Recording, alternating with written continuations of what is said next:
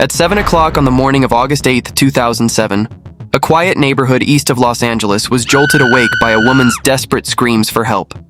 She ran barefoot into the middle of the street, her hair loose and disheveled, her hands and the front of her clothing soaked in blood.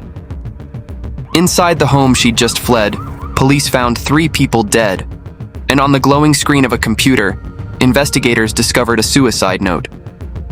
It had been written to explain everything that happened during the night.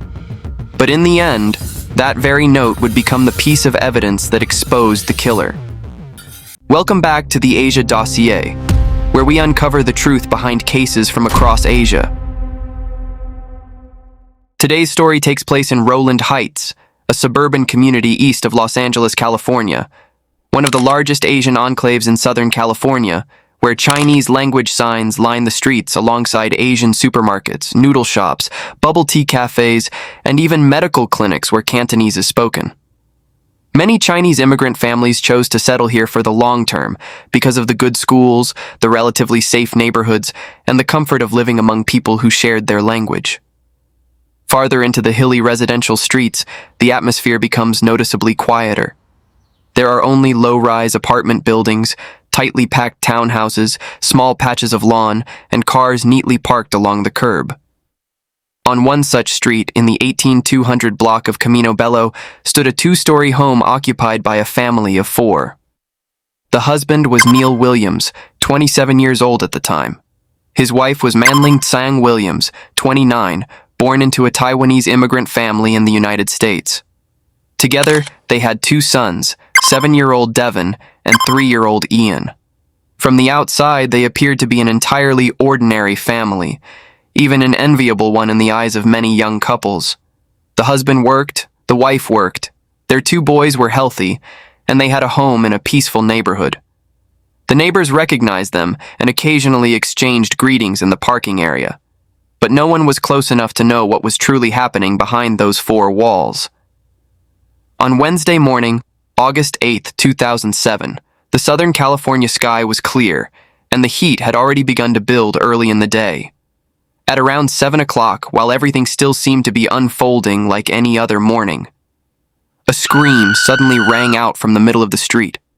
Several neighbors rushed outside and immediately recognized the woman who regularly came and went from the home at the end of the row. They ran toward her and tried to support her, but she could barely form a complete sentence. She was trembling, gasping for breath, repeating over and over that her husband was dead, that there was blood, so much blood, upstairs. Someone immediately called 911. Only minutes later, sirens tore through the stillness of the neighborhood. Patrol cars and ambulances pulled up one after another in front of the house. Residents moved aside and watched as the first officers entered. Nothing on the ground floor appeared unusual. The front door was still closed, and the furniture in the living room remained in place. Upstairs, however, blood was everywhere. It had soaked into the hallway carpet, pooling so deeply in places that the soles of officers' shoes sank into it. Along the walls and the passageway were long streaks of blood. Some were broad smears, as if a bloody hand had reached out for support. Others appeared as clusters of smaller spatters. The trail stretched from the master bedroom, across the hallway, and all the way toward the bathroom farther inside. Years later, several veteran investigators would admit that in their entire careers, they had rarely seen a crime scene with such an overwhelming amount of blood. The homeowner, Neil Williams, was lying in the second-floor hallway. He was already dead, his body bearing numerous injuries caused by a sharp weapon. Beside him, police recovered a blood-stained Japanese sword. It hadn't been brought into the house by an intruder. The sword belonged to Neil himself. After securing the hallway, investigators moved into the other upstairs bedroom, where the 2 boys usually slept. Inside was a bunk bed. Devin was lying on the top bunk, while Ian was on the lower one. Both had blankets pulled neatly up to their chins. Their bodies were positioned carefully, and their faces looked peaceful. For the first few seconds, some of the people in the room genuinely believed the boys were simply sleeping soundly, unaware of what had happened just outside their bedroom door. But when investigators stepped closer to check, they realized that neither child showed any signs of life. There were no visible injuries on either boy's body. Inside the house, every valuable item was still in place. Nothing appeared to be missing, and there was no sign that anyone had broken in from outside. Then, near the family computer, one of the investigators stopped. The computer was still running, and a text document had been left open on the screen. It was written in the first person, in the voice of the husband who now lay dead upstairs. In the letter, the writer said he had fallen into a state of overwhelming despair over his life. He wrote that he no longer felt capable of carrying the responsibility of supporting his family, and that he didn't want his 2 sons to continue living under those circumstances. He admitted that he had used a pillow to end the boys' lives while they slept. After that, he wrote, he planned to take his own life with the sword he treasured most from his collection. The letter explained everything inside that house. A man pushed beyond his breaking point had ended it all.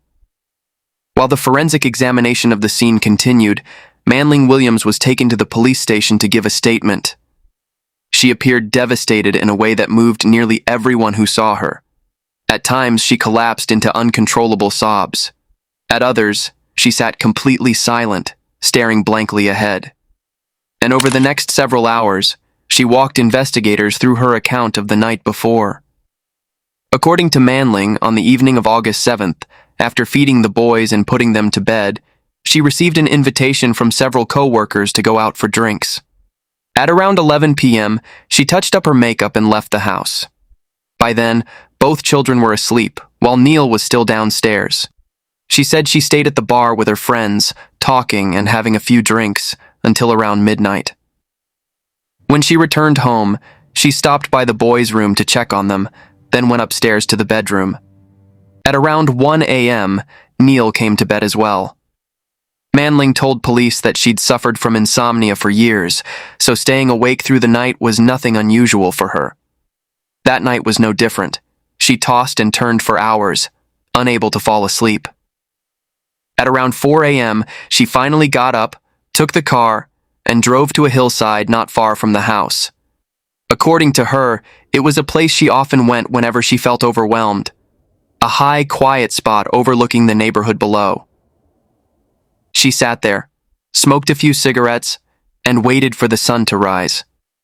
At around 6 a.m., she drove back home. The moment she stepped through the door, she said, something felt wrong. The house was unnaturally quiet. At that hour, the boys should already have been awake, filling the home with noise. She called out for her husband. Then she called the boys' names. No one answered. She began climbing the stairs, and when she reached the top step, she saw the blood. According to her statement, she panicked so badly that she slipped and fell, planting both hands directly into a pool of blood on the floor. After that, she said she couldn't bring herself to look at anything else. She raced back downstairs, ran out of the house, and screamed for help. That was the moment the neighbors saw her standing in the street. Her story flowed smoothly from beginning to end. The timeline fit.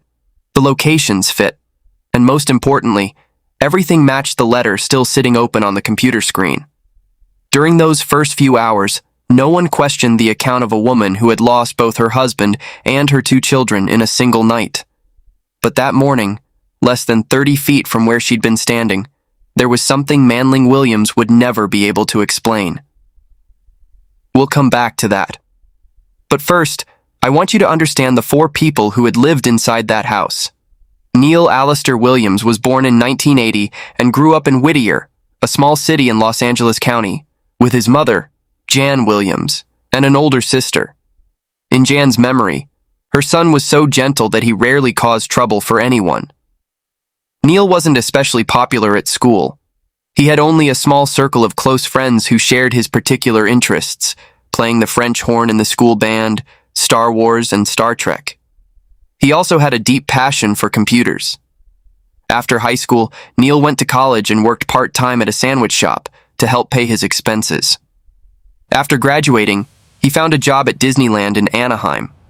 The pay was modest, nothing glamorous, but Neil loved the work.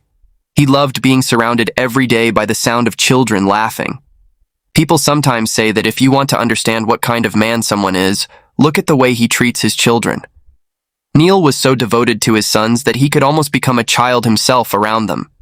He'd lie on the floor and play with them, tell them about the movies he'd loved since he was young, and show them the collection of Japanese swords he carefully kept stored away in a cabinet. To Neil, the boys weren't only his sons. They were also his little companions, sharing in the things he loved. His older son, Devin, was born on July 26, 2000. According to his grandmother, Devin was lively and loved making people laugh. But he also had a kind of patience that was unusual for a child his age. He could sit for hours working on a model until every piece was in place. And when someone asked him what he wanted to be when he grew up, Devin said he wanted to study monkeys. His younger brother, Ian, was born on September 27, 2003, and his personality was almost the complete opposite. Ian was mischievous, energetic, and one of his favorite games was following his older brother around, waiting until Devin had nearly finished building something out of Lego blocks, then charging in, knocking it apart, and running away. But it was the harmless mischief of a little boy, and whenever it happened, the whole family would simply laugh. Their mother, Manling, however, had grown up in a very different kind of childhood. Manling was born in 1979 into a Taiwanese family. Her parents already had one daughter, and according to accounts that emerged later, Manling's arrival hadn't been planned.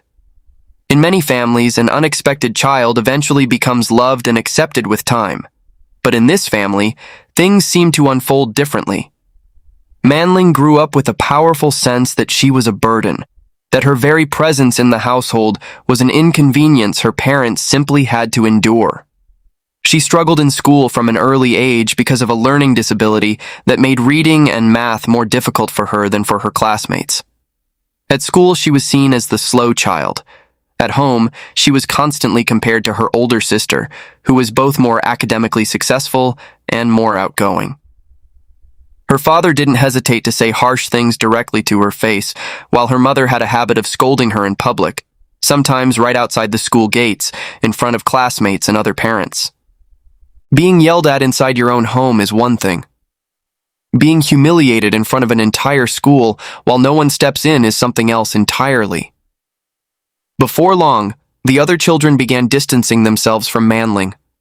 No child wanted to get too close to someone whose mother might suddenly appear and create a scene at any moment. As she grew older, Manling longed more and more to be accepted by other people.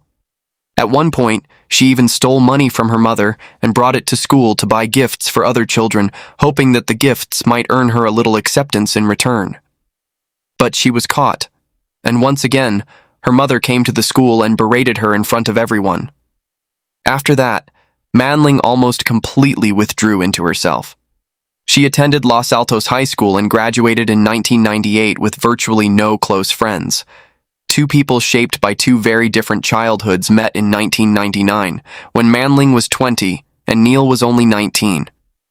Neil met her through a friend of one of his co-workers, and from the very first meeting, he was completely captivated. When he got home, he told his mother that he'd just met a beautiful girl, someone who understood him and was genuinely interested in the things he loved, someone he felt he could talk to about almost anything. John had never seen her son like that before. Only a few months into the relationship, Manling became pregnant. They were both still very young, neither of them had a stable career, and the news placed both families in an uncomfortable position. Manling's parents reacted harshly and threw her out of the house.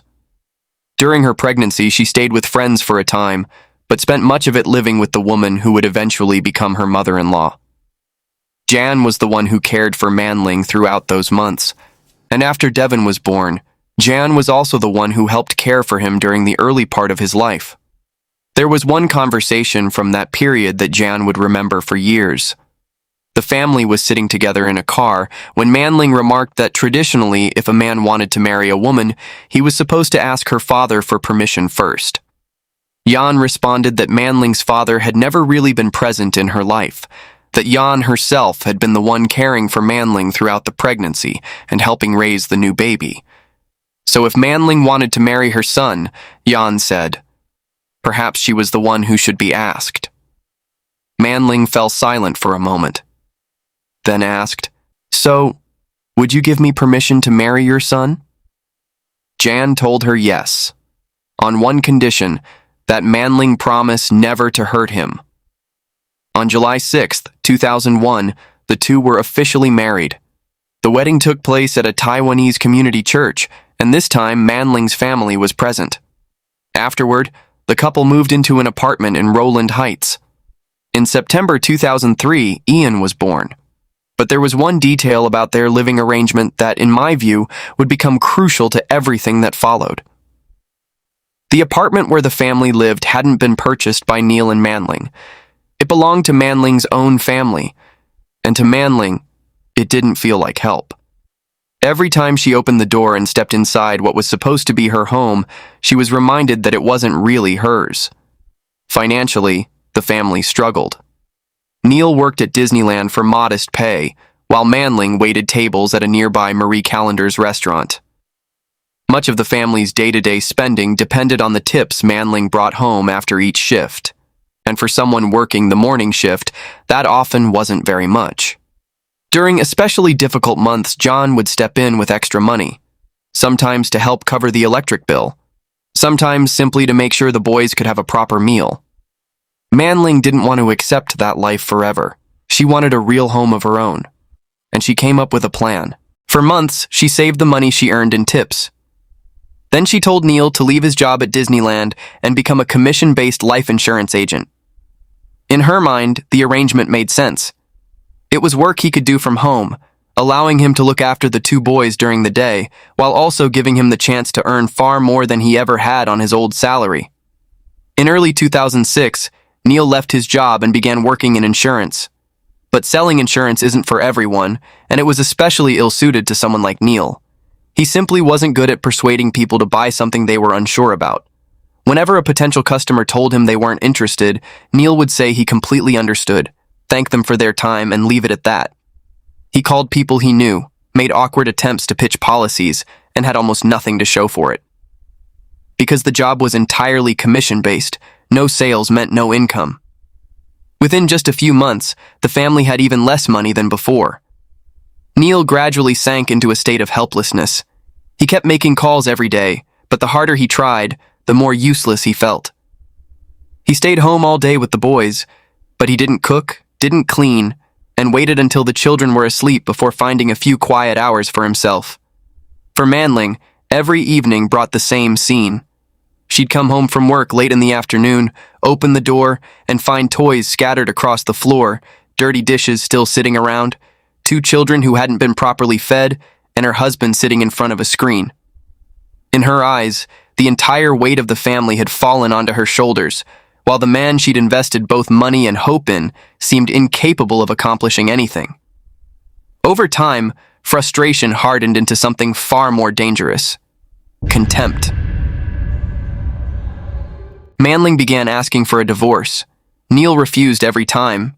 He told her that his own parents had divorced when he was young, that he knew exactly what it felt like to grow up without a father, and that he couldn't put his sons through the same experience.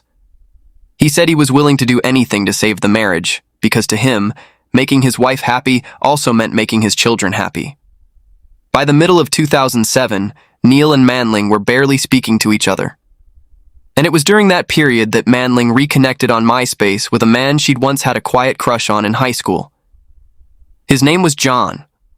John had been one of her former classmates, and to Manling, he represented a version of life she'd never believed she could have. Back in high school, she'd been the withdrawn girl who was afraid to speak to anyone.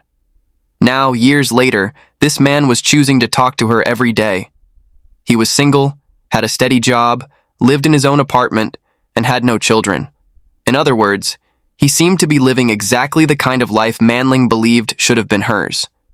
In June 2007, the two met for dinner.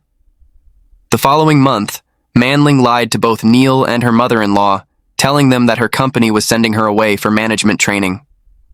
She asked John to watch the boys for several days.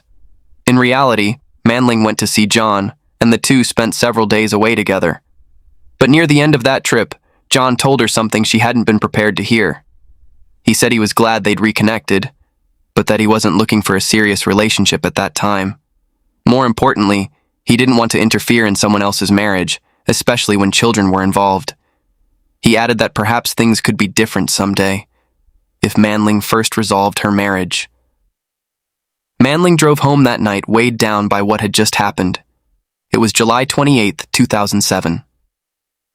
11 days before the morning we described at the beginning of this video. Now let's return to the investigation. On the very first day, evidence from the house and the 3 bodies were taken to the Los Angeles County Medical Examiner. The autopsy findings would soon destroy the entire story laid out in the supposed suicide note. In the case of the 2 boys, the examination determined that they died from mechanical asphyxia. Their airways had been blocked by external force. But the findings on Neil Williams stunned even the most experienced investigators. His body had suffered a total of 92 stab and slash wounds. The deputy medical examiner later explained that 22 of those wounds were concentrated on Neil's hands. The tips of 2 fingers on his right hand had been completely severed, while several other fingers were broken. In forensic medicine, injuries like these are known as defensive wounds, the kind left behind when a person raises their bare hands to protect themselves from a blade coming down at them. There was also a powerful slash to the back of Neil's neck, severe enough to fracture his skull and cause bleeding in the brain. Both of his lungs had been punctured and filled with blood. But the fatal injury was a stab wound that pierced his heart, tearing through the right ventricle and the aorta. According to the autopsy, even after that wound was inflicted, Neil remained alive for approximately 10 more minutes. The toxicology results revealed another striking detail. Neil's blood alcohol level was only 0.02%, so low that, technically, it was barely considered positive at all. In other words, that night, Neil had consumed just 1 can of beer before going to bed. When investigators placed all of those facts beside the suicide note, the contradictions became impossible to ignore. Most of Neil's injuries were on his back and the back of his neck, places no one could realistically reach on themselves with a long sword. His mangled hands could only be explained by someone desperately trying to defend himself against another person. And if the writer of the note had truly planned to end his own life with a sword, then his supposed decision to use a pillow on the 2 children beforehand was also difficult to explain. That meant the letter wasn't a final confession. It was a script, written to place the blame on a man who was already dead. At the same time, cracks were beginning to appear in Manling's story. At first, when investigators asked where she'd gone that morning, she said she'd driven to a nearby grocery store to buy a few things. But neighbors had heard her say that she'd gone up to the hills to watch the sunrise.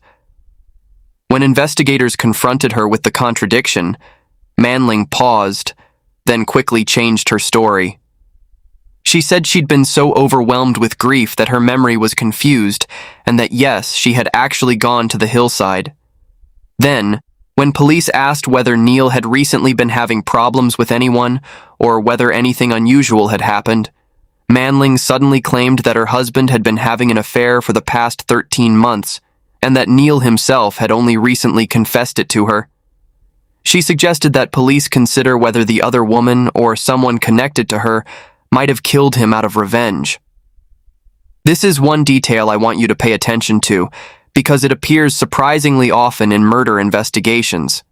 When someone is told that a loved one has just died, the natural reaction is usually shock, grief, and disbelief. It's rare for someone to immediately begin listing the dead person's worst qualities to police.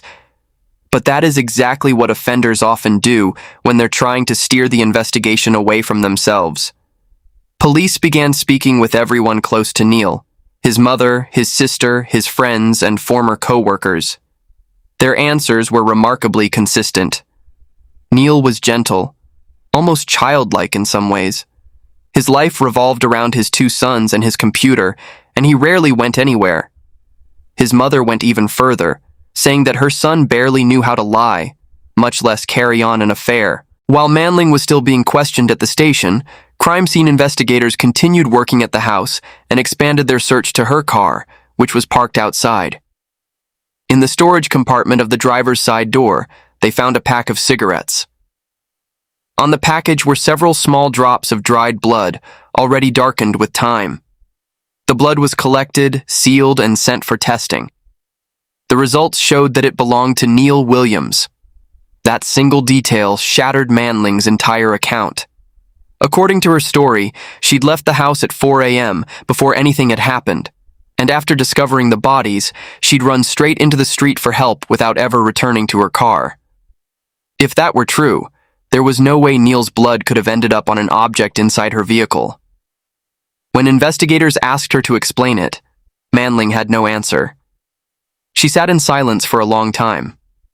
Then she said she didn't know whether she should call an attorney or simply tell the investigators everything. In the end, Manling Williams confessed. According to her own statement, on the night of August 7th, after both children had fallen asleep, she pulled on a pair of gloves. Then she walked into her son's bedroom. One by one, she used a pillow to kill Ian, then Devon. Afterward, she pulled the blankets up to their chins and carefully arranged their arms so they'd appear to be sleeping. Then she went downstairs, turned on the computer, logged onto social media, looked through John's profile, and later went out drinking with friends until late into the night. Her original plan had been for Neil to discover the boys himself. Manling believed that because of how deeply he loved his children, her husband would be completely broken by what he found and would take his own life, just as he'd once said he would, while holding his wife and sons in his arms. Then all she'd have to do was come home, call the police, and become the grieving wife who had somehow survived the tragedy. But when Manling returned home after midnight, she found Neil still sitting in front of the computer playing video games, completely unaware of what had happened upstairs. He'd never gone into the boys' room. Her plan had failed. After Neil finally went to bed, Manling put the gloves back on, opened the display cabinet, and removed the heaviest Japanese sword in her husband's collection. She entered the bedroom and attacked him while he was asleep.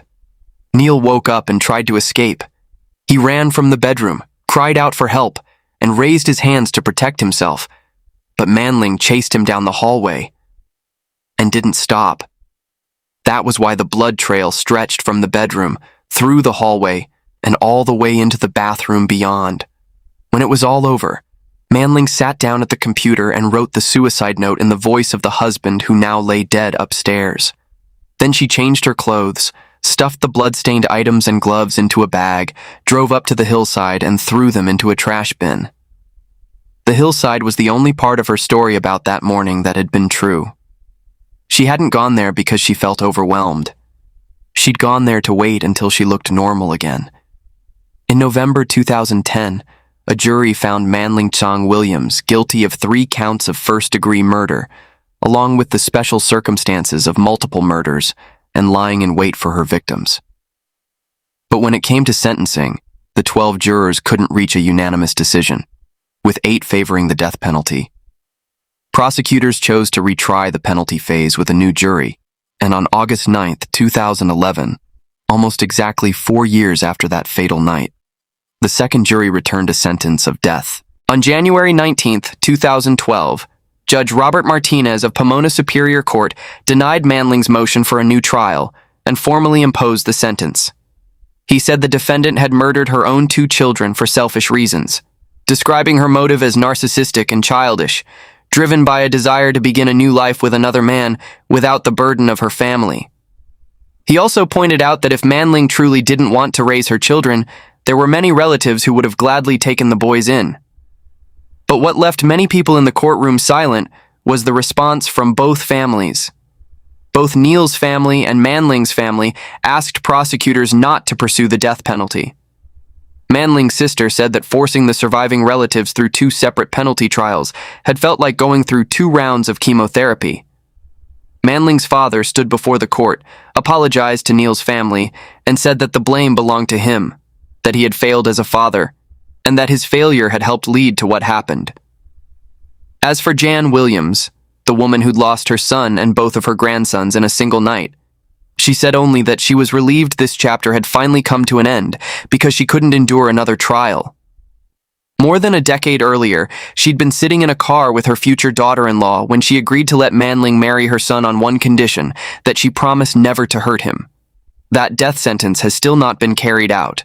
California has had a moratorium on executions since 2019, and the state hasn't executed anyone since 2006. Beginning in 2024, California also began dismantling its traditional death row housing units, and female death row prisoners at Chowchilla were moved into the general prison population. Under current rules, prisoners sentenced to death are required to work, and much of what they earn is withheld to pay restitution to victims' families. In this case, the person receiving that restitution is the mother of the man Manling killed, and even today, Manling still carries the name Williams, the same last name as the husband and the two sons who died by her hand.